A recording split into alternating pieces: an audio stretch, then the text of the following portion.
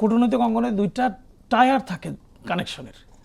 একটা টায়ার 1 যেটা আপনারা দেখেন সারফেস লেভেলে যেটা দেখেন, এটার বাইরে ডিপ লেভেলে একটা রিলেশন এবং টায়ার 2 একটা কন্ট্যাক্ট থাকে, যাতে দুই দেশের মধ্যে একটা সমঝোতা থাকে। সেই সমঝোতার মধ্য দিয়ে দুই দেশ তার স্বার্থ সংশ্লিষ্ট বিষয় প্রকাশ্যে আদায় করতে না পারলেও কোনো না কোনোভাবে তার স্বার্থ আদায় করাটাই হলো কূটনৈতিক তৎপরতার অংশ। সুতরাং এই কূটনৈতিক তৎপরতা কখন ব্যর্থ হয়? যখন সবাই আখের গোছাইতে ব্যর্থ থাকে। আমি জানি না সরকার কিভাবে দেখছে এটা। মানে সরকার এসে আখের গোছাচ্ছিল না না, সরকার না, আমি শেষ করতে দেই। আখের গোছানোর ব্যর্থতা কেন বলছি জানেন? ডক্টর খলিলুর রহমান, যাকে ওনারা পিক করেছেন, তিনি আসলে আখের গোছাইতে ব্যস্ত। তিনি আসলে ওই সরকার থেকে, ওই সরকারের শেষ সময়ে এসে তার আখেরটা সে গুছাইছে।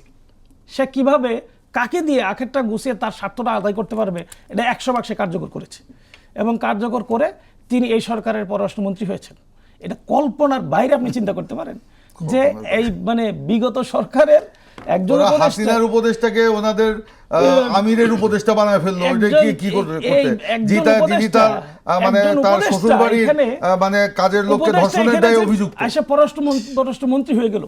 Can you imagine? এটা আপনি একবারের জন্য আগে চিন্তা করতে ওনাদের পেরেছেন? যে আমির, এবং ঠিক যাকে পররাষ্ট্র বিষয়ক উপদেষ্টা বানাইলেন, শেখ হাসিনার উপদেষ্টা ছিলেন, যিনি তার শ্বশুরবাড়িতে গৃহ পরিচারিকাকে ধর্ষণের অভিযোগে অভিযুক্ত। পরে যখন এটা বাইরে আসলো, প্রকাশ্যে আসলো, তখন বললো যে না, তাকে এই ঘটনা জানার পরে তাকে অব্যাহতি দেওয়া হয়। বিএনপি সরকারের মানে এই ঘাড়ে বসে এই পররাষ্ট্রমন্ত্রী তার আখের গোছানোতে ব্যস্ত।